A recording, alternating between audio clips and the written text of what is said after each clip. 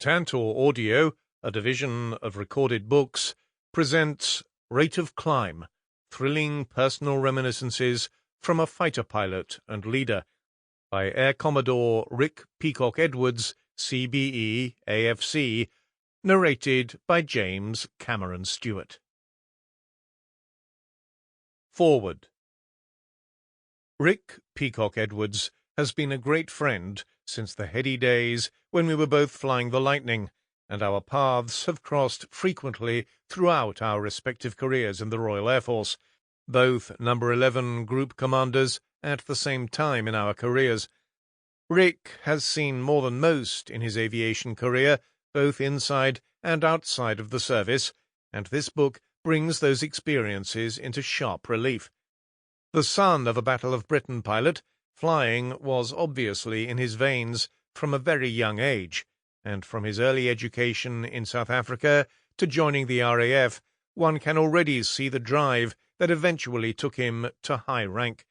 Indeed, he followed the classic fighter pilot path, always striving for excellence when in the cockpit, and never far from trouble when out.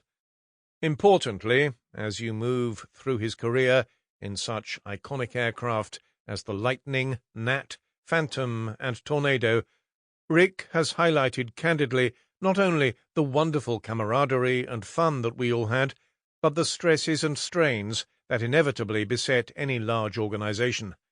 As a flying instructor, flight commander, squadron commander, and then station commander, he is very well equipped to reflect on the Royal Air Force of the day, and its readiness to meet the demands of conflict. When wrestled out of a cockpit, which was never for long, his staff appointments were no less demanding, and the listener will get a straightforward, and sometimes blunt, look at the machinery that kept the Royal Air Force operational.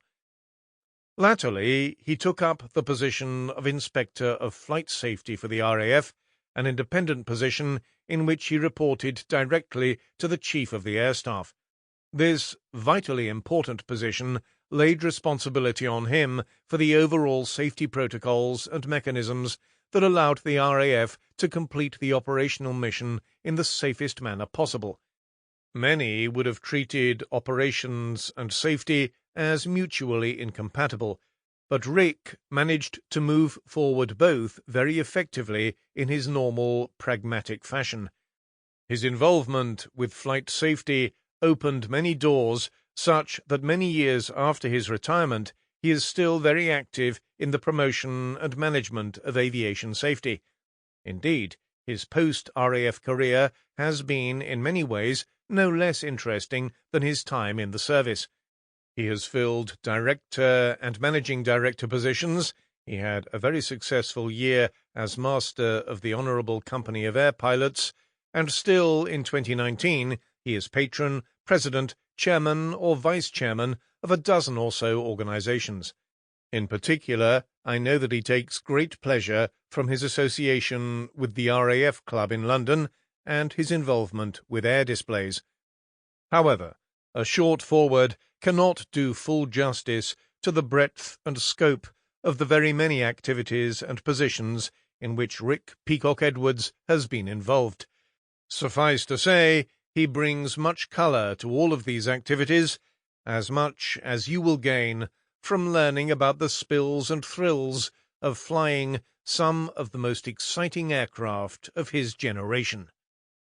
Air Marshal Cliff Spink, CB, CBE, FCMI, FRAES. Introduction. My father's wartime exploits. My father, Spencer Ritchie Peacock-Edwards, known as Teddy, was born in Kokstad on the 27th of May, 1915. He later attended Michael House in Natal, South Africa. He was one of 11 candidates selected in Southern Rhodesia by a Royal Air Force board to join the RAF on a short service commission. He sailed to the UK and began initial training on the 7th of March, 1938. Posted to 2 FTS Bryce Norton on the 21st of May, and with training completed, he joined No. 150 Squadron Boscombe Down on the 17th of December in the same year, equipped with 3-seat Fairey battles. Pilots of the light bomber found themselves flying in an obsolete death trap, no match for the superior Luftwaffe. Squadron losses were catastrophic. The squadron flew to France on the 2nd of September 1939, and my father was detached to Boscombe Down for a short gunnery course, the 8th to 17th of October. In June 1940, the squadron was evacuated from France and returned to the UK, where he volunteered to serve with Dowding's Fighter Command, and on the 3rd of September he was posted to No. 615 Squadron at Prestwick to convert to the Hurricane. He moved to No. 253 Squadron, based at Kenley, on the 13th of September, and on the 6th of October possibly destroyed a Dornier Do-17, unrecorded. On the 21st he damaged a Do-17, and on the 30th was credited with damaging the most dangerous enemy, a Messerschmitt Me-109. On the 22nd of November he damaged another Do-17, and on the 3rd of December shared in the destruction of a further Do-17. On the 15th of December, destined for the Middle East, he embarked on the aircraft carrier HMS Furious via Liverpool, flying a Hurricane off at Takoradi on the 9th of January 1941. In company with fellow pilots, he flew a Hurricane north on the multi-stage ferry routed to Ismailia, Egypt, from where he flew in a Sunderland to Malta, arriving the 30th of January. Joining No. 261 Squadron at Halfa, he claimed a Junkers Ju-88 destroyed on the 1st of February, was appointed A Flight Commander on the 16th, accounting for 2 Ju-87s, and damaging another on the 23rd of March. He destroyed an Me-109 on the 13th of April, and then made a forced crash landing in his stricken Hurricane V-7472. In May 1941, he returned to the Middle East Theatre, and from August instructed at Gordon's Tree OTU, Sudan. Later that year, he joined the pilot pool, Kasfarit. In February 1942, he embarked on HMS Indomitable, taking off at Ceylon on the 7th of March to join G Squadron, renumbered 258 on the 30th of March. The squadron was scrambled on Easter Sunday, the 5th of April, when Japanese carrier-based aircraft attacked Colombo. He is credited with destroying an enemy naval aircraft and probably a Zero. However, for the second time during the war, he was forced to crash-land his Hurricane in a paddy field and walked away with only minor injuries. Years later, I met the Japanese pilot credited with shooting down my father. He wished to atone for what happened in the war, and it was a memorable and moving meeting which attracted much media interest at the time. Posted to No. 273 Squadron Katakurunda in August 1942, my father was awarded the DFC, gazetted the 29th of December 1942, for his achievements during the Easter Sunday battles. He had been at sea, set on course for Singapore, when it fell to the Japanese oppressor, and that is why he then ended up in Ceylon, then a British Crown colony. But for this diversion, he would not have met my mother, Gillian, known as Jill Sheila Armitage, whom he married on the 9th of January 1943 in Ceylon. She was the daughter of a British tea planter. Generations of the family had run a tea estate in Ceylon known as Frocroft. My mother was educated in the UK and only saw her parents when they came to the UK, which was not very often. Unlike today, there was little capability to return to Ceylon for the school holidays. It must have been hard for my mother and her twin brother Jack, one of my godfathers. They used to go to a holiday home during the school holidays run by Reverend Hayes and his wife. I know my mother enjoyed her time with this family, who were very kind and loving. One of the sons of Reverend Hayes, Murray, was the other of my two godfathers. He was always very good to me throughout his life, and we had much in common, namely flying and a military background. Murray had been a pilot and commander in the Royal Navy. By February 1943, my father was commanding No. 30 Squadron, equipped with Hurricanes, in Colombo, leading it until April 1944, when he returned to the UK. After the war, the family, that is my parents plus me and my brother John, returned briefly to southern Rhodesia in 1946, before my father then returned to the RAF in 1947. He finally retired from the RAF on the 14th of February 1958 with the rank of squadron leader, and we returned to live permanently in South Africa. My father died in September 1983, and my mother in May 2007. So why, you may ask, am I telling you so much about my parents?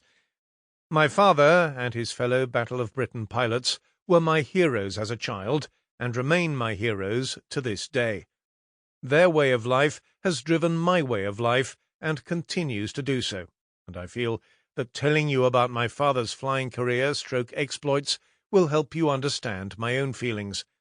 My mother, likewise, was a very beautiful and lively lady, and incredibly loving.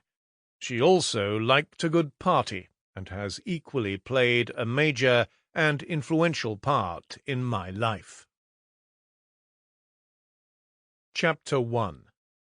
Early Years in the UK. My family can date their ancestral origins to the north of the border, where my forebears still retain a family law practice in Edinburgh. Connections with South Africa began when my grandfather fought in the Boer War and stayed on in the country. My grandfather farmed initially in East Griqualand, and later at a very large farm called Broadwell in the Plumtree area, southern Rhodesia. My father had an elder sister, Judy, who for most of her life lived in Rhodesia, now Zimbabwe, but moved south to Howick in South Africa with her husband John when the Zimbabwe problems started to develop. They were not able to take with them many of their possessions and none of any wealth. They had 3 children, Anne, who lives in Johannesburg, Christopher, a vet, and who still lives in Zimbabwe, and Margaret, who lives in Northumberland. Judy was my godmother, and a very good one too, and it was she who helped to develop my lifelong interest in stamp collecting. She used to send me all the first-day covers when new stamps were introduced in Rhodesia. My mother had a twin brother, Jack Armitage, who definitely had an influence on my life. I was told that he and I were very similar, both in looks and character. He was a great party lover. He was one of my 2 godfathers, and I've always had the greatest respect for him as a really good chap. His first wife, Audrey, was my favourite aunt. She and Jack had 2 children, John and Kay, who themselves started life in Ceylon, where Jack was the 6th or 7th generation to run the family tea estate. I see a lot of Kay to this day, and John followed me into the RAF as a pilot.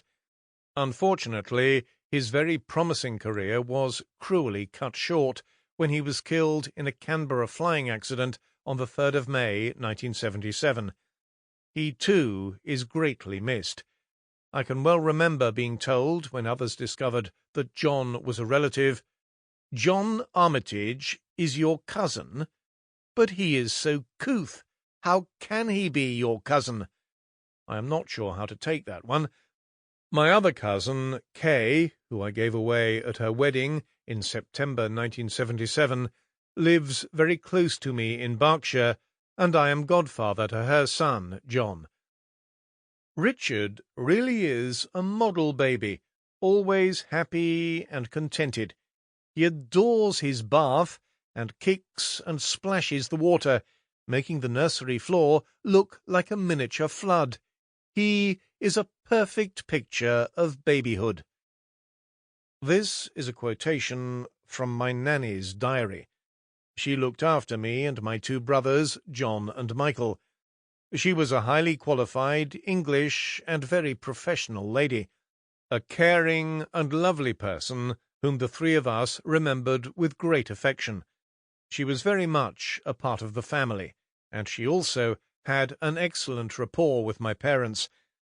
She stayed with the family through time spent in the UK, South Africa, and southern Rhodesia until I was about 5 or 6.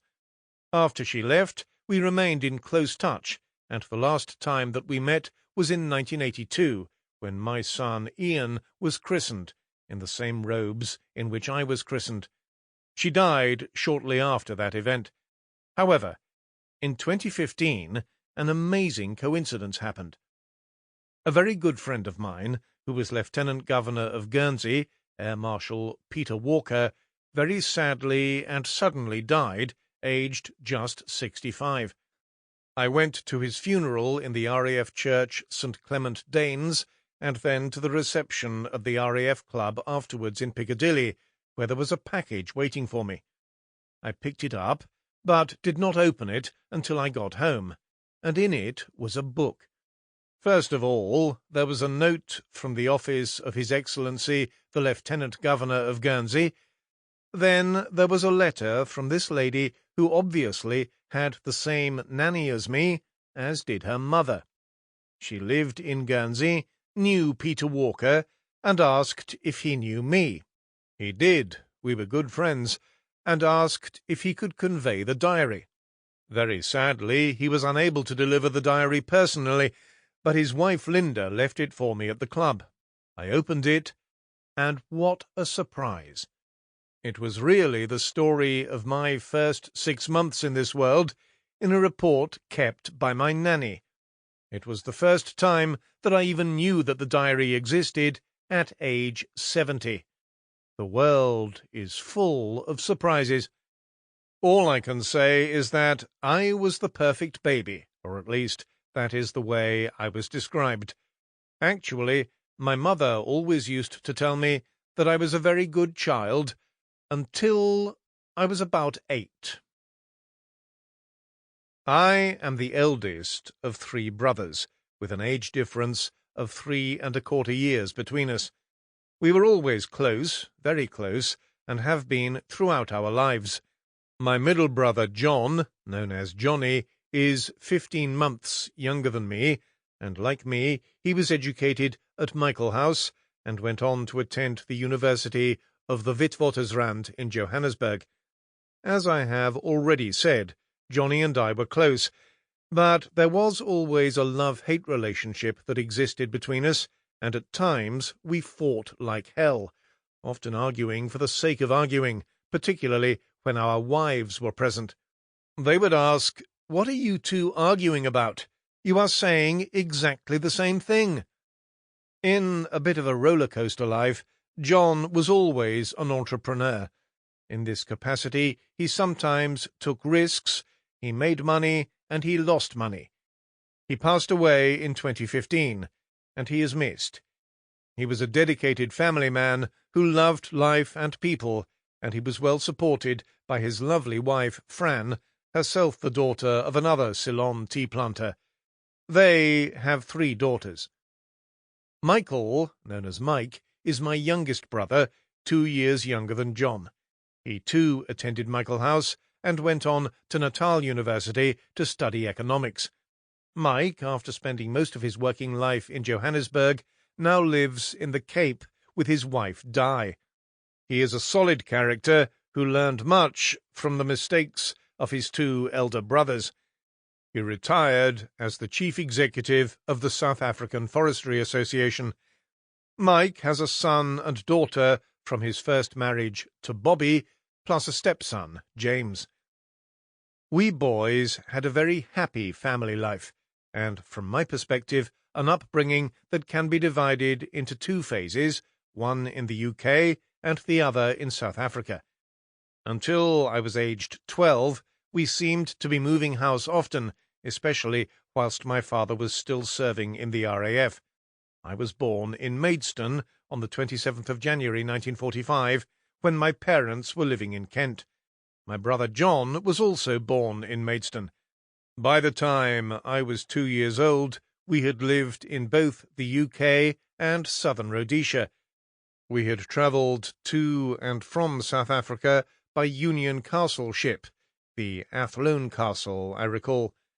I do not remember anything from this period in my life, apart from a vague memory of going up Table Mountain in Cape Town in a cable car. I must then have been aged 2, and we must have been on our way back to the UK. On our return from Africa in 1947, we first lived in a village near Bournemouth, where my brother Mike was born. I can remember rabbits in the garden where we lived, but that is about all. I think it must have been in late 1948 that we moved to a lovely house in Iver, Bucks, called The Beeches. It was from this time onwards that my memory becomes clearer. The Beeches was the first of 2 houses that we lived in Iver. The second was called the Homestead, which I remember as not being as nice as the Beeches. John and I were absolute tearabouts on our tricycles, and treated them like go-karts. We were dangerous, and no more so than when Mike, just walking, also wanted to play. I am afraid that he did not get much sympathy from his elder brothers. It was whilst living at Iver that John and I went to our first school, Westfield, which was very close to where we lived. I enjoyed my time there, but I am not so sure about John. He played truant on a number of occasions. I also remember being asked to take John home on his first day at school because he had wet his trousers, obviously a traumatic experience, and I hasten to add that that was the only time. One of the other things that I remember about our time in Iver was spending a lot of time visiting the farm at the bottom of the road, run by a lovely family called the Judds. Their lifestyle really attracted my interest, and I immediately felt a great love for both nature and the countryside. Haystacks were a great attraction to play in and around. Happy days. I also used to help the milkman from United Dairies every morning with his milk round. It meant a very early start, but I did not mind that, and I was getting paid 6pence per round. I remember well how rich I felt when I had amassed 19 shillings, but that amount of money could go a long way in those days. I also remember how I used to go and watch trains, and in particular the great steam trains that operated on the Great Western Railway line, a fabulous sight. I was a train spotter, and I noted the numbers of every train. I remember a bonfire in the garden, and seeing a Johnson's baby powder tin in the fire. Why do I remember this?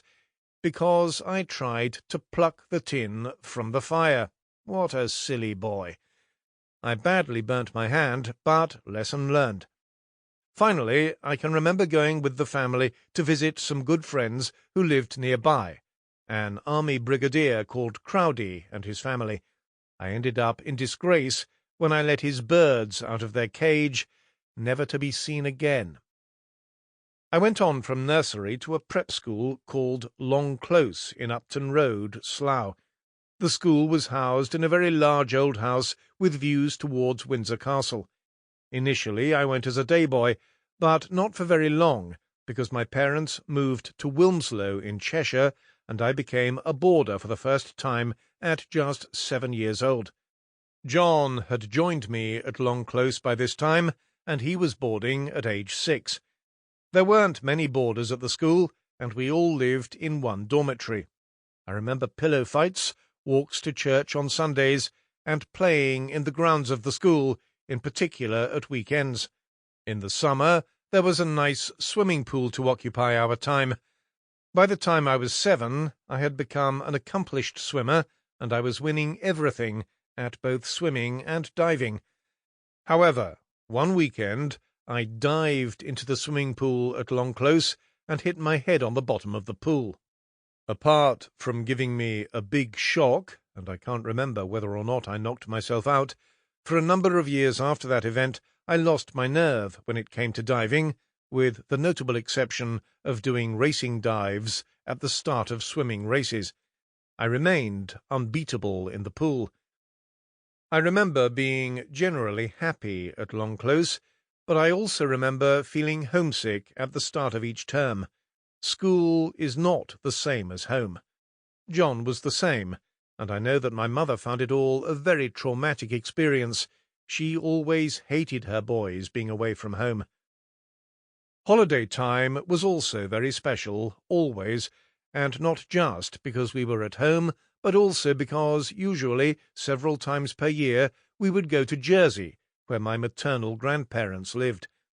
My grandmother came from a Jersey family called Ogier, and was one of 13 children, many of whom lived until they were over 100 years old. I loved our holidays in Jersey, and I still have a deep love for the island, the beaches, the lovely coves, Jersey cows, new potatoes, everything. It was sad when my grandfather suddenly died, but my grandmother then lived in a large apartment in St. Helier, number 45, the Esplanade, overlooking St. Aubyn's Bay, Elizabeth Castle, the harbour. The views were fantastic. My brothers and I used to watch for the Daily Mail ship to appear round Corbiere Point, and then we would all race down to the entrance of the harbour, arriving just as the ship was coming through the entrance. We would then watch passenger disembarkation and the unloading of freight. The harbour was a fascinating place, and we used to spend many hours just looking at all the busy activity. There was so much to see, and it was all so new and fascinating. My grandmother was a very special person, very kind to us boys. In particular, we used to love the cream teas that she would buy for us when we visited the biggest shop in St. Helier, called Voisin's. The Voisin family were also our relations. My grandmother also used to make the most delicious fudge. I used to enjoy the dizzy feeling that I got from eating the fudge. It gave me a real kick. Most summers we would spend the whole holiday on Jersey. The island became like a second home. I also remember learning all about the German occupation during World War II, which of course affected the lives of most of my grandmother's family. How the islanders must have suffered. Whilst we were in Jersey, my father used to spend much of the time at work back on the mainland, but he would regularly fly a chipmunk to the island for weekends, and I can well remember the excitement of going to meet him at Jersey Airport. He would also take a few weeks' leave to be with his family. During our time living in Wilmslow, we lived in an officer's married quarter on the RAF base there, but because John and I were away most of the year at boarding school, and in the school holidays we were so often in Jersey, we were not there very much. However, I do remember one occasion when we had been playing down near the railway line. John, in particular, was a bit of a troublemaker, and on this occasion he had set fire to the grass embankment by the rail track. This led to the fire service being called, and a pretty severe ticking off for both of us at home. Me, because I was the eldest, and should have been able to stop John. Some hope. If you knew my brother, you would know that he very much had a mind of his own all of his life. After a few years at Wilmslow, my father was posted to the Air Ministry in London, and we moved to Leeds Village in Kent, where my parents bought a lovely house in the village, Willow Tree House. The house was on the outskirts of the village, opposite the church. It was also only a short walk to the village shops, in particular a sweet shop owned, as I recall, by a lady called Tuck. Very appropriate. There was also a butcher, and I remember on a number of occasions our pet dachshund sneaking into the shop, only to re-emerge with a string of sausages in his mouth, followed by an irate butcher. Also worthy of mention, my parents bought the house from the family of a famous test pilot, Mike Lithgow, who very sadly was killed whilst flight testing a commercial BAC-111 prototype in 1963. Yet another aviation connection in my life. We lived in Leeds Village for about 4 years, and these were some of the happiest years of my life. It was bliss to live in such an idyllic village and English countryside environment. The house itself had a lot of space and 6 or 7 bedrooms. Sample complete. Ready to continue?